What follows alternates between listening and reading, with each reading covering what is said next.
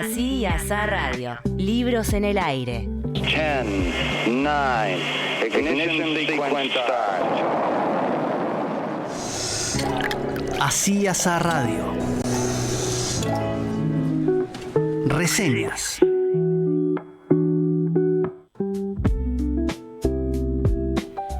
Muy buenas tardes, estamos en el aire, Así Asá Radio, Libros en el aire. ¿Cómo anda Dopico y cómo anda Vanina Regui? Muy bien, buenas tardes para todos. Bueno. Muy buenas tardes, acá estamos viendo en pantalla ese cielo, ¿no? Nubladete y muy ventoso está.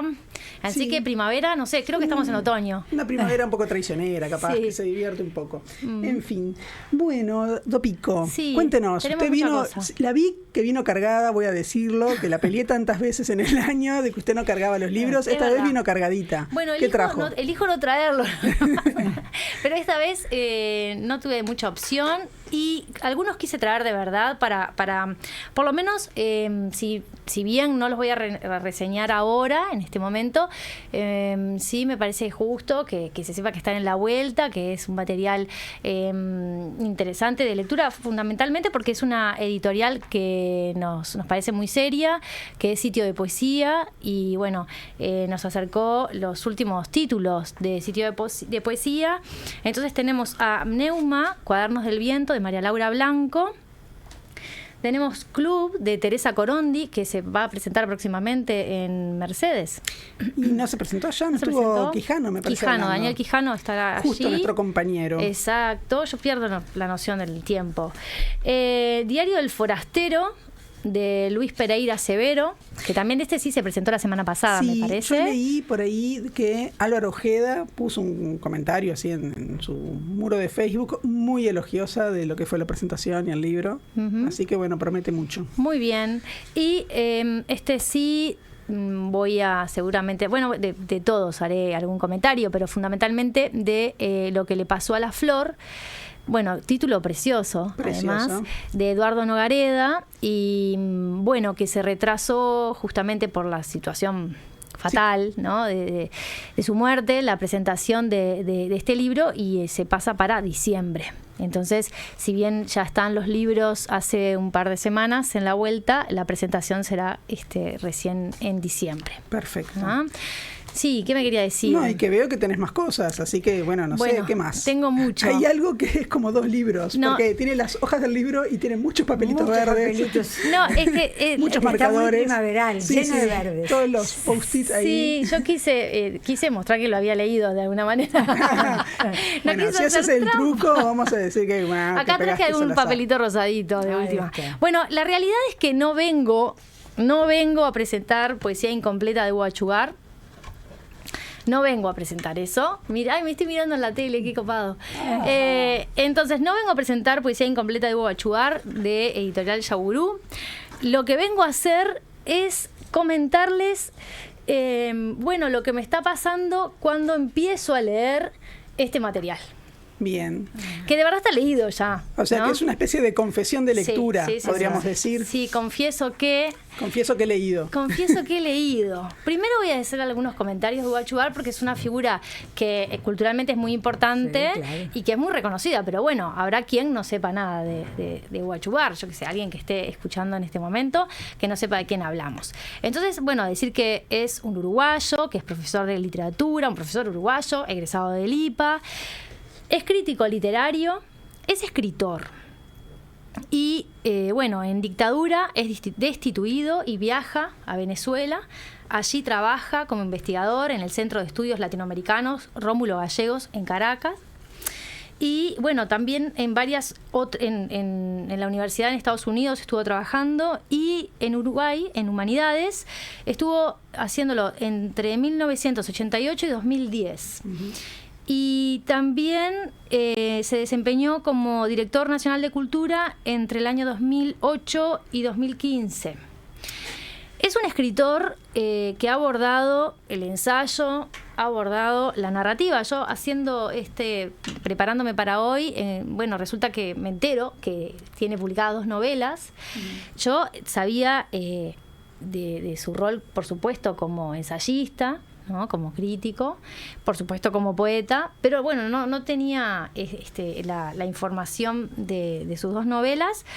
En alguna oportunidad ha firmado con seudónimo Juana Caballero. Ahí está, eso te iba a decir. Tiene ahí como su seudónimo femenino. Sí, una de las novelas, no chequeé si las 2 están firmadas por Juana Caballero, pero una de ellas, que es Cañas de la India, sí, está firmada por Juana Caballero. Ha recibido, no algunos premios, muchísimos premios. Muchos premios, por ejemplo, en 1996, premio Bartolomé Hidalgo por la Biblioteca de Ruinas, también premios MEC, también premios otorgados por la Feria Nacional del Libro y el Grabado, también premios otorgados por la Intendencia de Montevideo. Y repito la palabra también porque sí, a propósito, claro, para generar efecto acumulativo. Muy bien. Bueno, ¿qué decir? Podría decir muchas cosas, pero voy a intentar ordenarme. Bueno, intente, Dopico, intente. Bueno, intentaré. ¿Por qué? Porque en esta antología, que se llama Poesía Incompleta, están reunidos 16 poemarios. No es poca cosa. No es poca cosa. Primero, para pensar un poquito en el título de esta antología, me parece interesante comentar que se llama Poesía Incompleta, el in está entre paréntesis y la palabra incompleta está en minúscula toda, ¿no? Entonces, bueno, me pareció interesante esta cuestión de, bueno, nunca termina uno de escribir y asumir que su obra está completa como para ser publicada de esta manera. Sin embargo, y ahí en la conjunción adversativa, ¿no? Sin embargo, entiendo que tal vez la forma, que el objeto, los objetos, porque son varios libros, son 4 tomos en un estuche, dan la idea de algo acabado, ¿no? O sea, que esta obra, ya si quisiera escribir otro, no entra en este estuche, ¿no? Digo un poco porque intentando leer las palabras y también los símbolos, ¿no? La materialidad también, ¿no? Y esto que vos decís, bueno, viene en estuche. ¿No? Claro, no sé, semiótica pura, qué sé yo. Está en el título la intención o el propósito de ensayar esto que se dice una y otra vez, que es muy difícil y supongo que se experimenta, ¿no? Si se dice es porque se experimenta, esto de no terminar nunca de corregir la obra propia.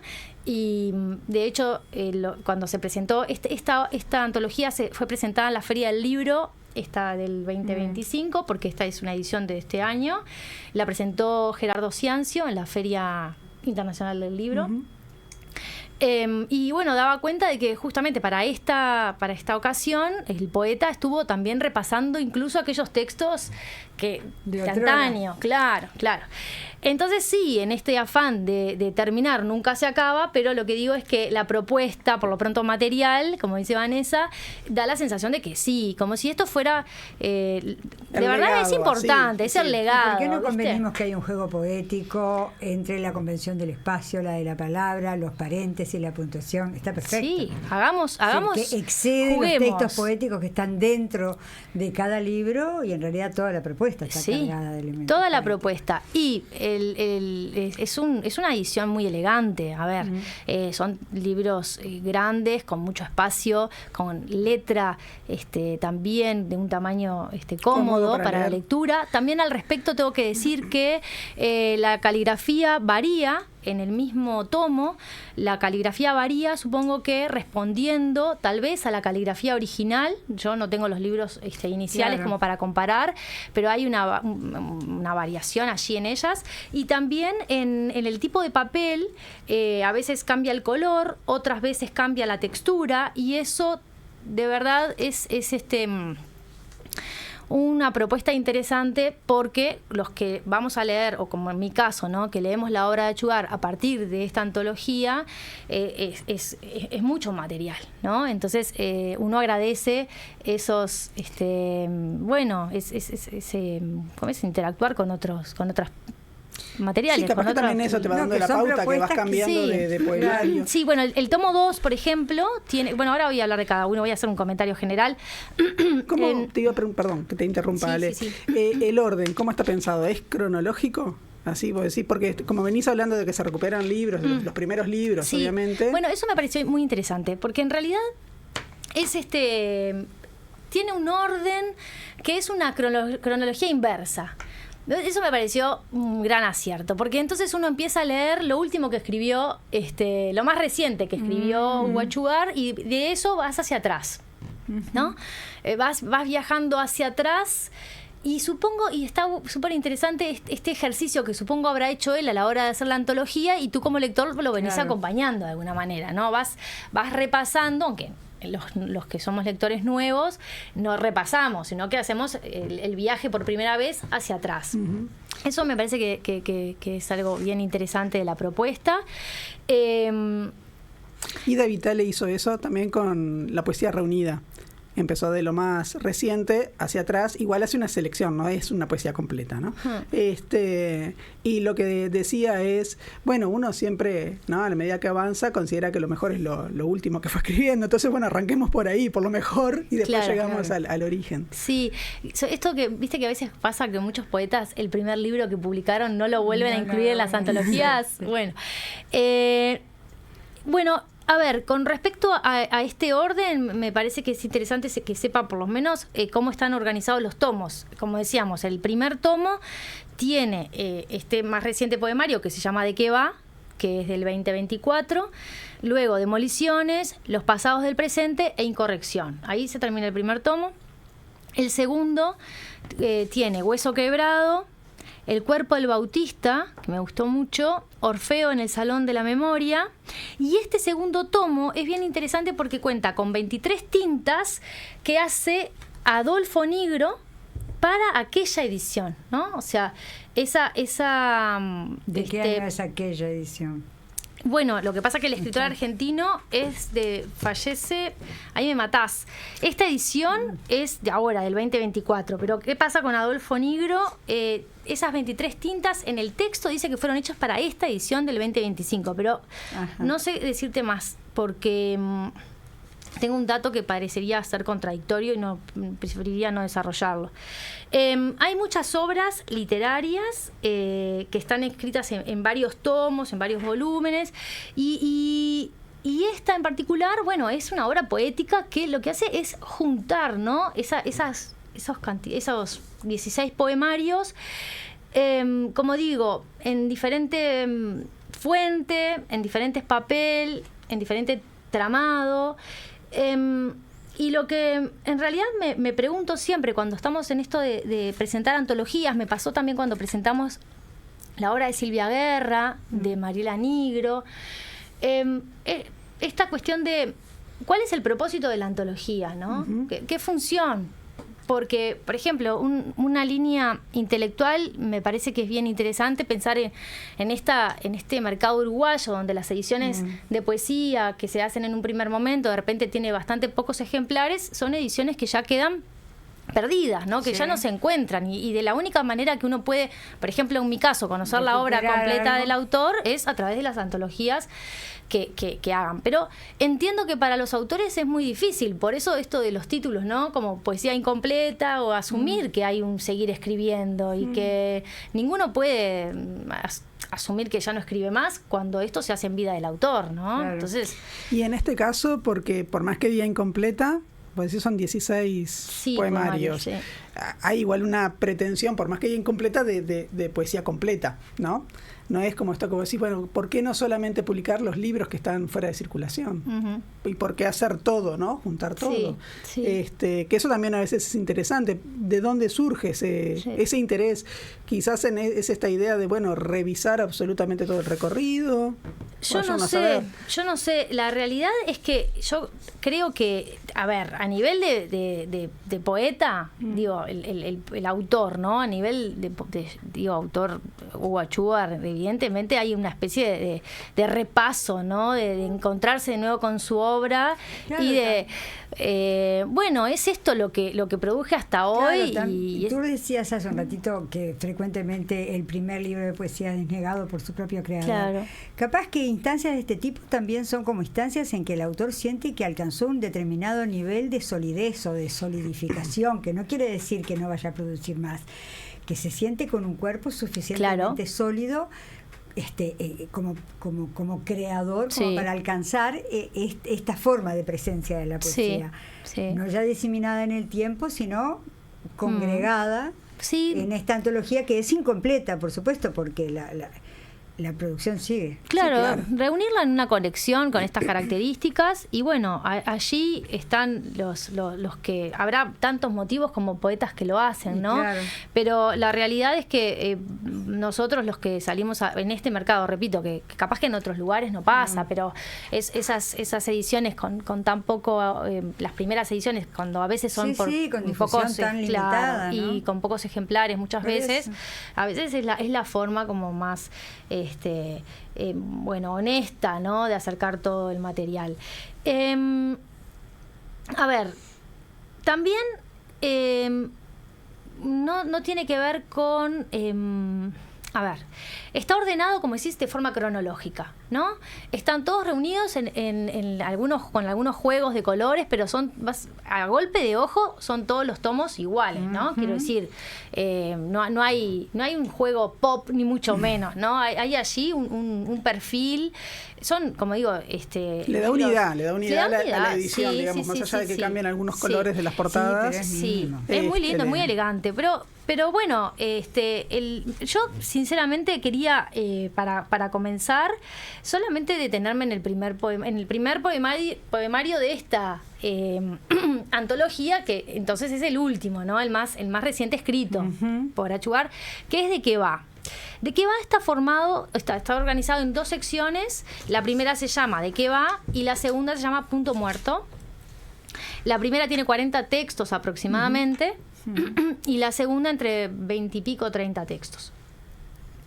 Tiene una dedicatoria a María. Dice que, en todos los libros hay dedicatorias y referencias a María, que es su esposa. Y esta me gustó porque dice a María porque sabe de qué va. Entonces, ya supongo que vivir tanta cantidad de años al lado de este poeta, le dio todas las claves de lectura, ¿no? También me pareció interesante que el poemario se llamara así y que estuviese escrito todo en minúscula, ¿no? Y ahí coincide un poco con esta línea del incompleta también en minúscula. Y vuelvo a ese péndulo que hablábamos hoy, ¿no? De esa solemnidad de repente que tiene el objeto, pero a la vez las minúsculas lo aflojan un poco y hacen que no haya un inicio ni un final, ¿no? No hay sino una pregunta que en definitiva uno se reformula existencialmente, ¿no? ¿De qué va todo esto, ¿no? Hacia dónde nos lleva. Es un título de ese libro que es ¿De qué va?, cuyo subtítulo es Como si fuera un juego, no lo es. Como si fuera un juego, no lo es. Todo entre paréntesis. Entonces, no sé si tiene que ver con su afán lúdico o con la necesidad de explicarlo todo, pero ahí hay y además es interesante porque esto que juega como subtítulo está en el margen inferior de la hoja, ¿no? Entonces, ¿de qué va? Y abajo de todo queda enmarcado ahí. Claro. Los temas, imagínate, ¿no? Pasa por todo, por el tiempo. De hecho, el primer texto creo que es Tic Tac de este primer poemario ¿De qué va? Sí, es Tic Tac, ahora lo leo en un ratito. Después, en este paso del tiempo también hay una referencia constante al paso del tiempo en el cuerpo, concretamente en esto de la vejez, pero también con todo lo que segrega el cuerpo, con todo lo que excede del cuerpo, lo que sale de nuestro cuerpo, si nos cortamos las uñas o si esto, o sea, eso es de verdad está en toda la obra, me parece, como esa más sobre la última etapa, haciendo referencia a esto, no sé, como nos vamos convirtiendo en polvo, ¿no? Una cuestión así, y más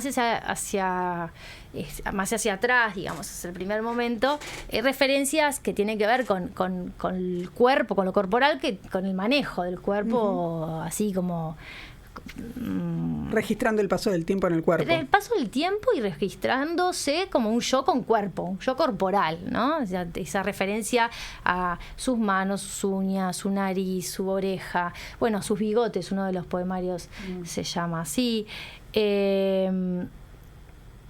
¿No lo leí ese? No leí nada todavía. No, textos no, me refiero a el poemario, el cuarto tomo, que tiene Mi país, mi casa, porque yo iba diciendo los títulos de los tomos. Sí. Y en algún momento, ¿y el tercero tampoco? A ver. Me quedé en el segundo. Creo que sí. En el tercer tomo tiene Todo lo que es sólido se disuelve en el aire, Las mariposas tropicales, Textos para decir María. Ese título me encantó. Y el tomo 4, Mi país, mi casa, Con bigote triste, El derrumbe, que es de 1968, y es muy interesante también ese tomo 4 porque tiene unos anexos. La primera parte de los anexos son material gráfico, dibujos, caricaturas que le han hecho, y luego 2 estudios, uno de Gloria Salvarrey y otro de Luis Bravo, que es particularmente el de Luis Bravo es muy detallado, con mucha documentación. El de Gloria Salvarrey es más bien un comentario general. Son también las personas que presentaron de qué va cuando se presentó el poemario, y él los llama sus padrinos de obra, ¿no? Entonces, allí esto. Y volví para atrás porque estaba ¿en dónde? Por el bigote estabas. Por el bigote. Bueno, porque estaba con los temas. Entonces, claro, el tema del cuerpo, el tiempo, el amor conyugal, sí. Por momentos es erótico, hay algunos textos eróticos. El gran tema para mí, que yo destaco porque me gusta mucho, es la escritura y todo lo que significa pensar la escritura y la complejidad de la palabra. Me parece que es algo como bien interesante, que hay muchas líneas, ¿no?, de lectura posible acá. El yo es un gran tema. De repente, cuando yo hago ese tipo de lecturas, es el tema que menos me interesa, pero sí lo aborda desde todos los enfoques posibles. Y bueno, porque está de forma constante revisándose. Si soy yo aquel, ¿no? ¿Tiene un tono así como introspectivo? ¿De qué va conmigo? Tiene un tono, sí, de qué va conmigo, porque en definitiva de qué va, del yo te digo que es a lo largo de toda la obra, ¿no? Y la escritura también, el tema del tiempo también. De qué va conmigo en esto de quién soy yo, o cuál es el perfil que construí de mí, qué es lo que se ve de mí, qué tan distinto es lo que se ve de lo que soy. Hay como un diálogo constante con esa construcción, porque en definitiva siempre es una construcción. Yo voy a leer. Sí, lee alguno. Me voy a callar. Lee alguno, porque voy a leer alguno y ya termino. Solo con las ganas. No, voy a leer. Mira, voy a leer Tic Tac porque ya lo nombré. Claro. El reloj siempre tic-tac. Pasa el río, pasan los pasos, la vida pasa sin oír los pasos. El espejo no miente, la memoria es una ficción, un cínico artefacto, permitiendo el fluir de los días, los espejos, las horas, las arrugas. Hoy un colibrí le sacó la vida a un agapanto, a una madreselva, a mi lengua, a mi aliento. Minuto a minuto, segundo tras segundo, como si simulacro berreta, chafalonía la vida mía, mi desierta vida. Alégrense los corazones, a redoblar tambores, a redoblar horizontes, la vida toda redonda, tuya, mía, nuestra. Y esto estoy leyendo de qué va, y entonces puedo leer Lo que vendrá, que también es de qué va. Se refugia en el ala quebrada de una urraca azul. Desea disolver los días nublados como esponjas gastadas, armar hojas de ruta para navegantes antiguos, imaginar islas de gaviotas vibrantes, descansar la cabeza en una antigua tortuga dormida, en serena espera del lento largo salto hacia una bahía, lo espera desde antes del ir y venir de las mareas. Muy bien. A mí es, de verdad, a ver, en este atracón de poesía de Hugo Achugar que tengo y que por tanto no he podido procesar todavía ni digerir, porque la poesía, como estábamos hablando más temprano, no se lee de esta manera. Claro. No se lee a 0,5 poemas por segundo. Es un poco fabril, ¿no? Leer uno. Claro. Entiendo que yo necesito más tiempo para procesar este material. Lo que sí voy a decir es que así, en este primer sopetón, yo valoro todo, ¿no? Pero elijo, me ha gustado mucho este más reciente material, claro. este primer tomo. Y el más lejano, el primero. Digamos el cuarto. Los extremos, te quedas con los extremos. Me quedo con los extremos y no estoy hablando de la calidad de lo que escribe, sino lo que a mí me pasó. Lectora, claro, en este primer atracón. Después capaz que lo puedo digerir y puedo decir, pero mira, resulta que tenía pasas de uva. Resulta. Entonces, bueno, quedan invitados a la lectura de Hugo Achugar y la poesía incompleta. Exacto, con este avance, que era lo que vos decías. Bueno, digamos que voy a hacer un avance, no que voy a presentar toda la obra, pero bueno, yo creo que este avance ha sido muy jugoso, ¿no? Ay, gracias. Así que bueno, están todos invitados, como dijiste, son 4 volúmenes editados por Yagurú. Sí. Que no sé si lo habíamos mencionado. Sí, lo mencionaron. Así que bueno, todos invitados. ¿Y te parece ir a una pausa? Claro que sí, ahí nos vamos. Vámonos. Así es la radio. Libros en el aire.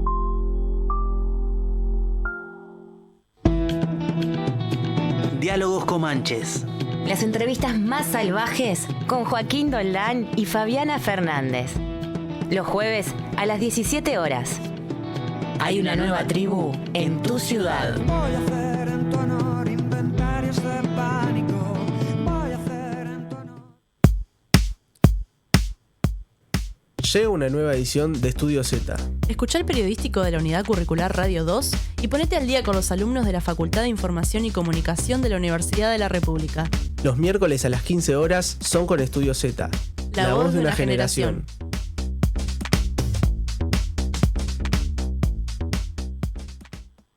Cada año que un estudiante cursa en la UDELAR es más ingresos para su familia y para el país. Mientras la matrícula crece, faltan docentes, faltan funcionarios y faltan becas. En el interior hay carreras que no llegan. Las clínicas universitarias atienden al 12% de la población y siguen fuera del sistema de salud. ¿Sabés lo que significa eso para miles de uruguayos? Invertir en educación pública es invertir en el país y es saber cumplir. Intergremial Universitaria. Buenas, ¿cómo están? Buenas, mi nombre es... Queríamos invitarlos para el 27 de agosto. Sos artista, música, pintor, pintora, escultora, bailarín, fotógrafo, actriz, diseñador, ilustrador, curadora, director o directora de cine o teatro, coreógrafo, perteneces a un colectivo independiente. Promocionate gratis en nuestra cartelera. Mandanos tu promo en un audio de WhatsApp al 092-555-982. 092-555-982. Tenés hasta 40 segundos para contarnos lo que estás preparando. Frecuencia Fantasma, obra teatral. Mi último trabajo.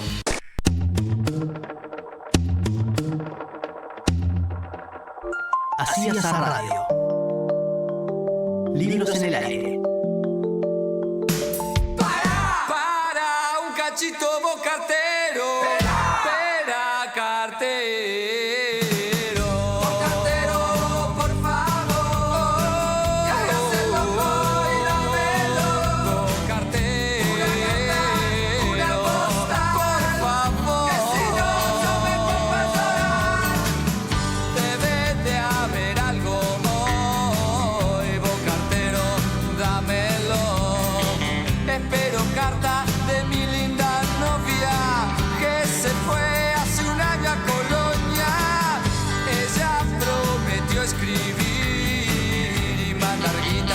Sobrevivir y aquí me ves sin poder hacer no, solito y haciéndome la del mono, vos cartero.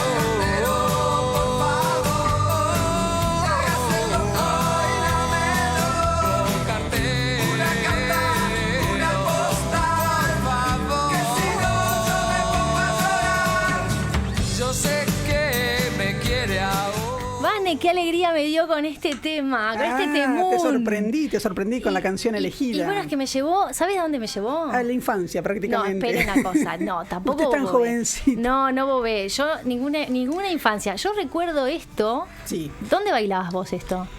En mi casa. Ay, qué mole.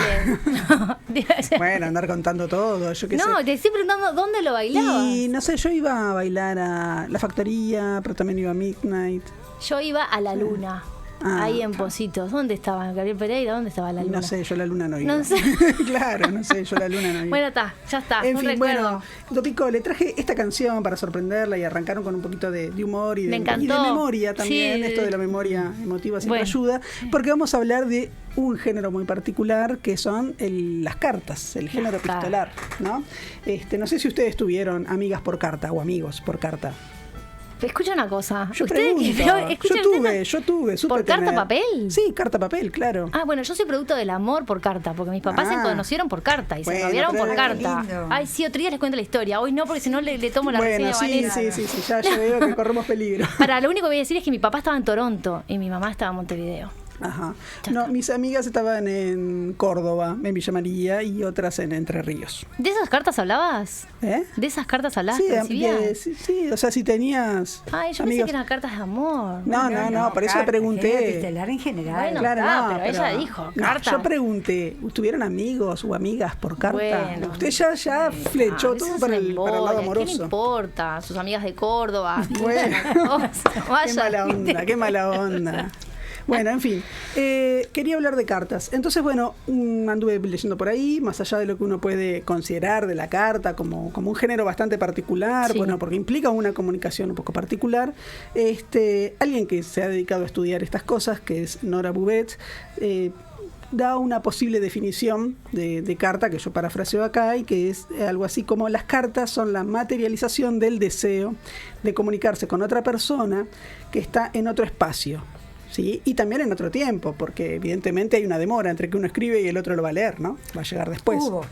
Ya, hoy no sí, bueno, ¿sabes qué se me ocurre discutirlo? Eso sí lo escribimos un email, pero en la carta papel, digamos, en su origen. No, claro, solo así. E incluso aunque sea la persona reciba el correo inmediatamente, desde el tiempo que vos empezaste a escribirlo hasta que lo lee, se achicó la brecha, ¿no? Pero digamos, todavía la hay, mínimamente, pero la hay. Y además también uno puede escribirse una carta a uno mismo, ¿no? Como de ahora o un yo del futuro, por ejemplo.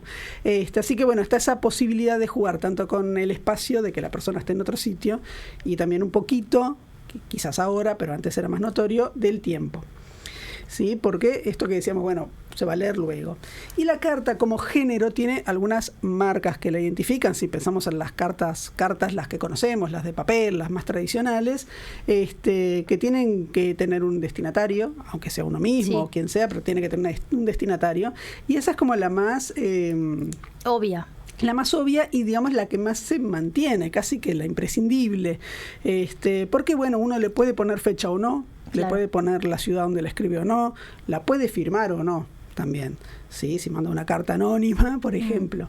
Pero el destinatario está, y además eso es lo que le da las características, porque escribís a un otro, ¿no? O sea, ya desde la forma, los pronombres que vas a usar, los verbos, cómo los vas a conjugar, siempre estás pensando en ese otro.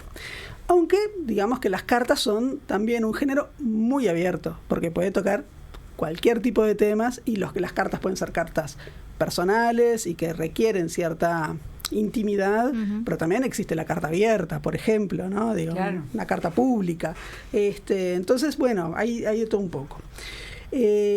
También nos podemos preguntar qué tienen las cartas que diferencian, ¿no? La escritura carta de otras cosas.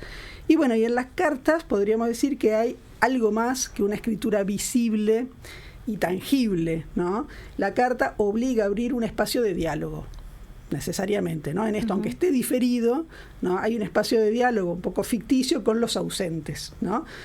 Mientras escribimos, incluso, porque estamos escribiendo para alguien, estamos pensando, aunque no exista incluso esa persona o lo que sea, bueno, estamos pensando en cómo va a ser recibido, ¿no? Cómo va a ser recepcionado.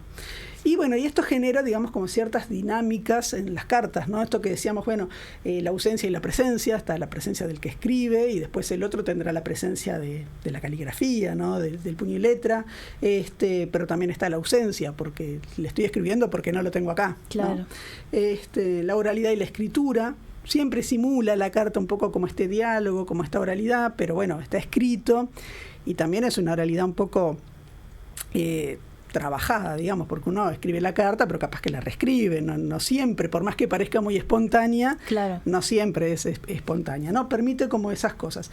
Y del otro lado también, porque en una conversación yo te puedo escuchar, y si se me perdió algo, capaz que te puedo preguntar y me lo decís, y no exactamente con las mismas palabras. Ahora, en la carta hay un tiempo para leer, para concentrarse, incluso para releer, ¿no? Pero nos pasan los textos, ¿no? Ahora los WhatsApp, todo eso, ¿no? ¿No les pasa que releen eso que sí, te escribieron para...? ¿No?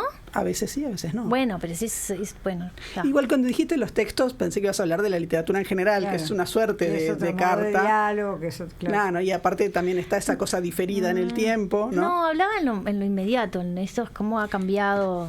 Sí, pero no quería hablar de lo inmediato. Bueno, yo quería hablar de las cartas. ¿Sabés qué voy a meter? Solamente un comentario, que tenemos un libro de Camilo Baraybar que se llama Última Conexión. Y mira, no me acordé de traerlo hoy. Y tiene que ver con esto, con los mensajes de texto de aquel momento, cuando contábamos los caracteres, cuando era nos SMS. Cobraban. SMS.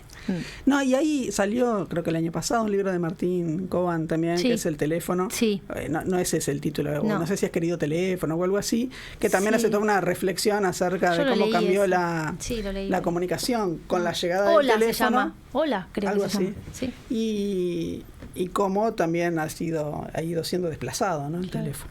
Pero bueno, la forma básica entonces de la carta puede ser absorbida además por otros géneros, ¿no? O sea, no solamente la carta personal, aunque sea la carta íntima o la carta pública, no importa, sino que la carta también puede ser absorbida por otros géneros. Entonces, por ejemplo, podemos tener un poema que sea una carta. Claro. ¿No? Entonces ahí de pronto podemos pensar en los poemas carta de Ida Vilariño, por ejemplo. Una novela, ¿no? Las novelas epistolares. Lazarillo, el Werther, ¿no? Las cuitas del joven Werther, Relaciones peligrosas, por ejemplo, de Laclos. Las cartas persas de Montesquieu. O sea, hay un montón. En general empiezan, digamos, hay como un mayor auge, siglo XVII, XVIII, y empieza como un mayor auge de la carta, ¿no? Y esta comunicación epistolar es bastante particular porque también está abierta a ciertos avatares, ¿no? Esto que decíamos, si vos me decís algo, yo te escuché mal, te pregunto y se recupera ahí enseguida. Sí. Pero yo te mando una carta y te llega. Eso, no sé cómo vivían con eso. Cómo vivíamos nosotros, incluso que el correo demoraba mucho y a veces no te llegaba, ¿no? Y tenías cartas que se extraviaban, por ahí. Entonces, bueno, están esos avatares. O que le llegue a otro. Claro. ¿No? No se entendió la dirección, se pierde, queda en una oficina de correo, hay cosas. Y también que otro te lea la carta que va dirigida para vos. Claro. ¿No? Que de pronto esa comunicación que tenía que ser privada, no lo sea. Hay otra serie de avatares y de riesgos, que de esos avatares y de esos riesgos se ha nutrido mucho la literatura, justamente en las novelas epistolares. Claro. Entonces, por otro lado, lo que la carta pierde, podríamos decir, de la comunicación o de esa interacción que puede tener una conversación en vivo y en directo, desde el gesto, ¿no? Y desde las respuestas, lo gana, por otro lado, en la autonomía, en el distanciamiento, en esto que decíamos, escribo capaz y soy más consciente de lo que estoy escribiendo, o también de lo que estoy leyendo, ¿no? Claro. Y eso permite, digamos, como asegurar, y también le permite al emisor, digamos, no ser interrumpido, ¿no? Por ejemplo. O sea, que es también otra diferencia con otras formas de diálogo. Y Cicerón, mirá, nos vamos bien lejos, hablaba de la carta o definía la carta como el sermo absentium, ¿no? ¿Qué es eso? Eso es la conversación de los ausentes. ¿no? Que es como bastante lindo. Y bueno, como yo sé que siempre el tiempo es corto, es tirano, y todos los lugares comunes que podemos decir acerca del tiempo, eso del el tiempo de televisión es tirano, bueno, en radio también. El tiempo no tiene tiempo. El tiempo no tiene tiempo. El tiempo nos corre. Entonces, nada, iba a ser como... Hay muchísimo para decir, y se han dicho cosas hermosas de las cartas. Desde, no sé, Salinas, que dice algo así como que la carta es como es de a dos, ¿no? Es el diálogo, dice que es el número perfecto de la intimidad y del amor. Bueno, se han dicho cosas hermosas, pero iba a ser así como muy rápido, rapidísimo, una pequeña enumeración, algunas ya las mencioné, de cartas que fueron fundamentales para la literatura, por decirlo así como rimbombantemente. Por ejemplo, la carta a los Pisones, de Horacio, también conocida como Arte Poética. Esa carta la escribió Horacio en el año 19 a.C., y es justamente donde él reúne todos los principios de lo que considera que debe hacer un buen escritor para escribir tragedia, comedia, poesía, etcétera. Y se la manda, se supone, a los hermanos Pisón, que le han pedido. Entonces tiene esa cosa del diálogo con estos muchachos, y al mismo tiempo esta idea de que, bueno, es una carta que va a ser pública, o sea, la va a leer todo el mundo. Después tenemos hermosísimas, y acá precisaríamos, no sé, todo un ciclo. Vas a hacer un programa aparte para eso. Sí, todo un ciclo. Te lo mereces porque te encantan. De las cartas de Abelardo y Eloísa. Le encantan porque me viene hablando de esto hace mucho tiempo. Mucho. Y que son la pareja de amantes así como más icónica de la Edad Media, del siglo XII, Abelardo y Eloísa. Él es, un religioso. Él es Abelardo y ella es Eloísa. Vamos a romper el clima, Dos Picos. Está divino la idea de poder hacer, mientras yo te escucho un poco apurada con el asunto del tirano, me parecía precioso que seleccionaras de estas estaciones epistolares que estás mencionando, algunas para desarrollarlas. Por eso, es para enganchar a la gente y hacer varios programas. Está bueno, de carta a carta. Está lindo. Las cartas de Abelardo y Eloísa nunca se van a poder leer ni siquiera una entera porque son larguísimas, pero bueno, es toda una historia de amor, así que conmovedor. Totalmente. Después tenemos otras, mencionamos recién de Montesquieu, las cartas persas, que sirven para hacer crítica a su tiempo. También tenemos a Voltaire en el siglo XVIII con las cartas inglesas o filosóficas. Muchas más que mencionamos. Las cartas robadas de Poe, por ejemplo, no me mire así. Y solo para no quedarme con las ganas, estoy leyendo en este momento las cartas de desamor de Pavese. Y te elegí, Dos Picos, unas bien cortitas. Bien cortitas para decir algo. Pero mirá que tenía más para hablar. Quería hablar de las cartas de Vamos a hacer otro programa. Sí. Bueno, te voy a leer dos muy cortitas de verdad, son un párrafo cada una. A Constance Dowling le escribe: querida Connie, mejor estar presente en espíritu que en carne. He aquí mi espíritu, no el santo. El espíritu de una juventud que tenía algo de bueno. Intenta olvidar mi parte inservible y léeme de vez en cuando. Cuando te sientas verdaderamente sola, cuando hacerlo te pueda dar algo en lo que creer, cuando despiertes para afrontar un nuevo día. Hermoso. Y otra más, igual de cortita, que esa es la misma destinataria, y le dice: no puedo ofrecerte joyas, mereces muchas, pero hubo un tiempo en que se decía que la joya más preciada era un corazón sincero. Créelo, tuyo, envidio tu Nueva York, Césare. ¿No? Ahí tenemos a Pavese. Y después pone un agregado, una postdata, que dice: escribí lo anterior antes de nuestra última noche juntos. Ahora algo ha cambiado. Quizás vuelvas y yo lo agradeceré a los dioses, sean quienes sean, querida. Qué lindas las postdatas, ¿no? También. Precioso. Sí. Bueno, te dejo. Y prometo hablar de... No, pero dejanos con la promesa de hacer programas en que encares individualmente. Sí, hay todo un episodio... Y no colectivamente a todos los... Sí, hay un episodio, porque esto se podría hacer como una especie de ranking y votación de la gente. Hay un episodio muy divertido que tiene a Delmira, a Manuel Ugarte y a Manino. Ahí en la vuelta tenemos unas cartas también de Cortázar, a Peri Rossi. Sí. Y un fragmentito que está en un cuento de Spínola, que es la carta que escribe el pulpero de Qué lástima. Muy bien. Pero bueno. Nos vamos a la tanda. Divino, pero hermoso tu... Así es la radio. Libros en el aire.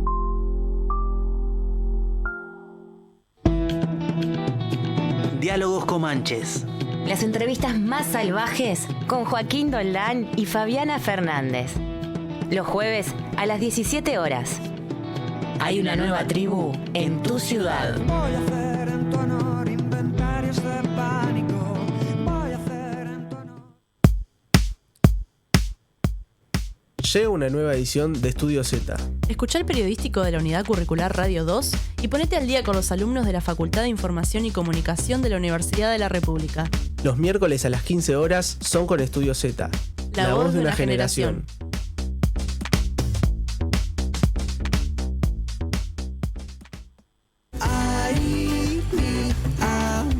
Buenas, Juan Mariño por acá.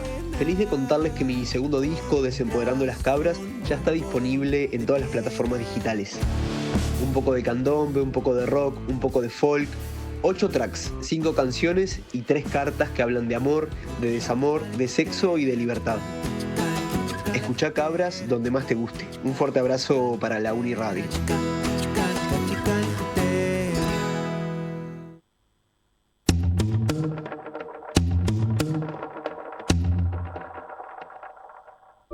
Así es la radio. Libros en el aire. Así es la radio. Cornucopia.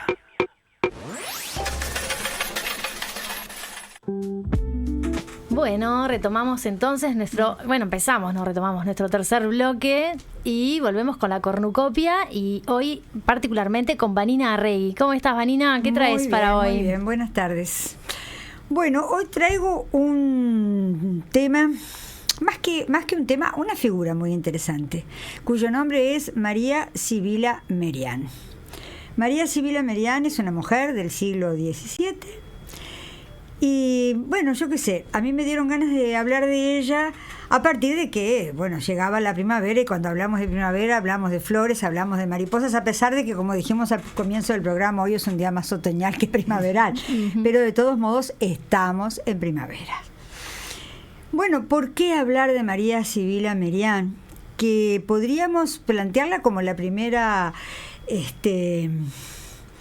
entomóloga, estudiosa en serio y profunda de la vida y el desarrollo y las características de los insectos. Se supone que este espacio de la cornucopia, cuando lo tomo yo, tiene que ver con las artes plásticas y no tanto con los trabajos científicos y mucho menos con los insectos. Así que tendría que justificar por qué estoy hablando de ella. Bueno, estoy hablando de ella porque fue una artista científica de maravilla. ¿Qué quiero decir con esto? ¿Cómo se puede ser una artista científica? Nosotros que tenemos como esos dos campos tan poco relacionados, ¿verdad? Bueno, hace un par de programas hablamos de Ardenquín aquí en esta misma cornucopia y allí insistimos particularmente en el propósito de Ardenquín de lograr un arte que procediera de la invención, para escapar definitivamente de la representación, es decir, de la capacidad de llevar al sustento de un plano pictórico X detalles o elementos o selecciones del mundo real. Lo que quiere Ardenquín es que el mundo real no aparezca porque lo que se plasme sobre el sustento artístico tiene que proceder del interior. Bueno, acá estamos exactamente en la antípoda de esa propuesta. Lo cual no le quita en absoluto ni interés ni valor a lo que tiene que ver estrictamente con lo plástico. Bueno, ¿cómo relacionamos esta actividad artística con la actividad científica en el caso de María Sibila Merian, que fue una mujer, pero muy de vanguardia en muchas cosas, teniendo ella no un propósito vanguardista, sino una enorme curiosidad que fue la que la condujo por todos esos caminos que hoy resultan muy asombrosos? Estamos hablando de una persona que nace en el 1647 y muere en el 1715. Es decir, estamos en la humanidad europea, está en ese momento en un proceso de investigación, indudablemente, es la ilustración, es la valoración del conocimiento, pero ella es una mujer. lo cual supone unas posibilidades muy acotadas de desarrollos en lo que tiene que ver con lo intelectual y mucho más en lo que puede ser la publicación de las cosas que a ella le podían interesar. Y en este caso lo que le interesaba era particularmente la observación del mundo de las orugas, especialmente. En un periodo en el que el planteo es que los insectos proceden por generación espontánea de la mugre, de la basura, del polvo, de lo descartado, de la pudrición de los alimentos y de los elementos, ella empieza a hacer una observación minuciosa, particularmente de las orugas, le interesan, y empieza a sistematizar reflexivamente todo el proceso de transformación que se va dando en la oruga hasta convertirse en la mariposa. Qué lindo. Y eso es una curiosidad que realmente la subyuga de una manera absoluta.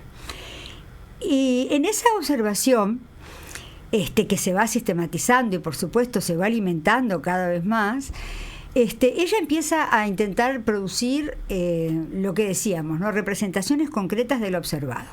Lo primero que publica es, déjenme fijarme la fecha exacta, creo que es 1675, publica un libro en el que lo que logró es la representación de flores, de hojas, sobre todo de la observación de lo que tiene que ver con el mundo vegetal. Le puso de nombre Blumenach, que creo, yo no sé pronunciar alemán, pero supongo que debe de ser algo así como colección de flores y ramos y yo qué sé. Ese libro ya hay una peculiaridad ahí. En primer lugar, que una mujer publicara de motu propio alguna producción intelectual, o por más que fuera observatoria, como en el caso de ella, era realmente prácticamente imposible. Se la publica a su marido, lo cual es una cosa interesante, ¿no? Y ahí me hiciste acordar, ¿te acuerdas que conversamos de esto con Margaret Cavendish? ¿Se acuerdan que la reseñamos acá? Y es un poco lo mismo. En la poeta de los poemas atómicos. Los poemas atómicos. Claro. Así también, gracias a la publicación de su marido, es que logra... Claro, de un marido suficientemente vanguardista como para permitirle a la mujer ser y además publicar. Y tener los medios, ¿no? Claro. Sí, porque por supuesto, medios propios no hay. Bueno, ese libro está muy bien recibido y le permite a ella empezar a trabajar en clases. Omití decir algo. Esto no surge espontáneamente en alguien que sea neófito en el campo de la pintura, del grabado, de la acuarela. No, ella nace.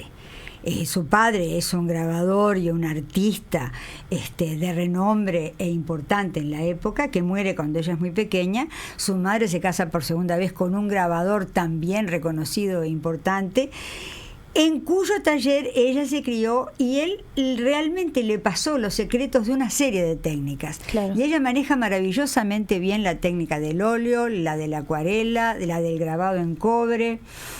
Es decir, que cuando ella conjuga sus habilidades técnicas en lo que tiene que ver con las posibilidades reales de representación, de representar lo que le interesa representar, y la observación de lo que le interesa observar, allí es cuando empiezan a aparecer estas publicaciones en las que evidentemente genera un modo de mirar que es asombroso y nuevo para la época.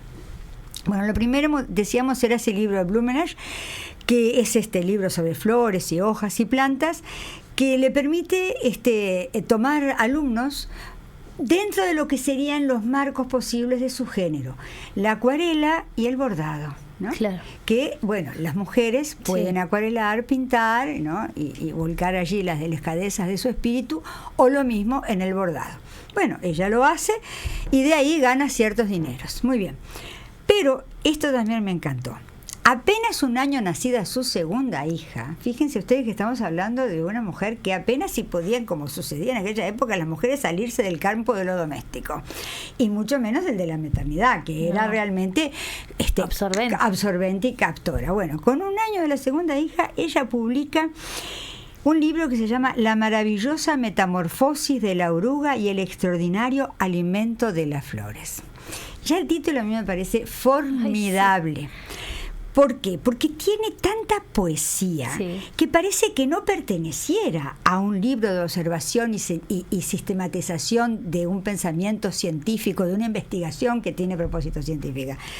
La maravillosa esa adjetivación, ¿no?, de maravillosa y extraordinario, indudablemente dejan sin veladura ninguna ver la alegría del encuentro, del asombro, el entusiasmo, quizás con el que emprende, ¿no? Del entusiasmo del conocimiento y del asombro del encuentro. Qué divino. Precioso. Bueno, ¿qué es lo más importante? Eso es lo poético. Eso es lo poético, claro. ¿Verdad? Está divino. A mí me pareció realmente, porque tú pensás, nunca un hombre hubiese titulado así una obra. Me parece a mí, no sé. No sé. Ahí eso es absolutamente interpretación personal, y además me parece que realmente esta presencia de adjetivos en un título con un propósito científico es inusual. Sí, claro. Y es bien lindo. Bueno, entonces, lo que hay aquí es una particular originalidad en la observación de lo representado y marca allí un nuevo camino de registro. ¿Cuál es ese nuevo camino? Es la representación del proceso vivo del animal. Ella lo miraba vivo, no como lo vemos normalmente o como hasta ese momento se hacía, que era, estatizado a través de las alfileres para poder. No, es el proceso vivo. Ella criaba las orugas en sus terrazas, en sus plantas, e iba observando paso a paso todo lo que pasaba. Tiene algunas descripciones hermosas en sus libros de cómo esos procesos la seducían y la asombraban. Dice que es el proceso vivo, y todavía hay acá una cosa muy interesante, que es la relación del insecto con la planta en que se desarrolla. Y entonces aquí empieza una observación que hasta el momento no se ejercía y que resulta particularmente interesante, porque no todos los insectos se desarrollan en la misma planta en todas sus etapas de desarrollo, que además son muchas. Claro. Entonces, de repente, o en determinado sector de la planta pone el huevo, en determinado lugar de la hoja cuelga su capullo para después generar la pupa, que es esa que, bueno. Entonces realmente hay un modo de ver totalmente distinto, nuevo, diferente. Y en este libro lo que constan son 50 láminas, y aquí aparece otra peculiaridad de las publicaciones, ¿no? Porque las publicaciones no eran masivas como ahora, eran prácticamente artesanales. Sí. Y según lo que el comprador quisiera, después ella las acuarelaba. Hermoso. O no, según le pidiera. O los textos que acompañaban las breves explicaciones del proceso que estaba siendo graficado podían estar en latín o en neerlandés. No sé qué tiempo me queda. Está bien. ¿Estoy bien? Podemos trabajar bien. Sí. Está, bueno. Porque empieza la carrera. No, pero hay una cosa de la cual no quiero dejar de mencionar, que me parece maravillosa. Ella está como toda, como era, digamos, un poco la norma de la época, muy imbuida de un espíritu religioso, ¿verdad? Y en determinado momento se vuelca al protestantismo, se va con los me sale laborista si no es luteranos.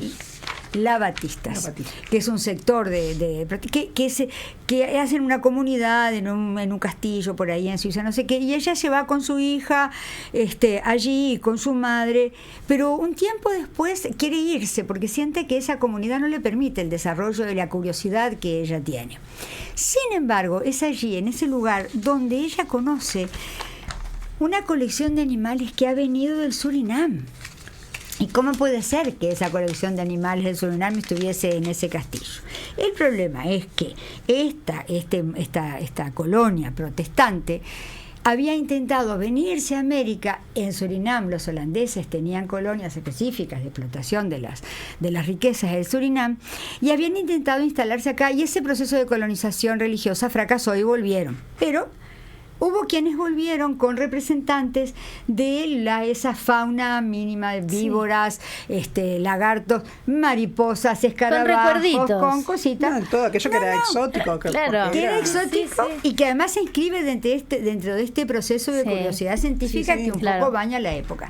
Allí ella conoce esos animales estatizados en esas tablitas, yo que sé cómo se llama eso, o si están embalsamados, no sé cómo. Quise buscar si había una palabra para eso y no la encontré. Sí, como los mariposarios, por ejemplo. Ahí está. Pero a ella no le interesa eso. A ella le interesa ver el proceso del animal vivo, el desarrollo del animal vivo. Entonces, se va de esa colonia, se va a Ámsterdam, empieza a trabajar, a juntar dinero, y es la primera mujer que cruza el Atlántico sola, con un propósito científico, pagándose ella su propio viaje con su trabajo.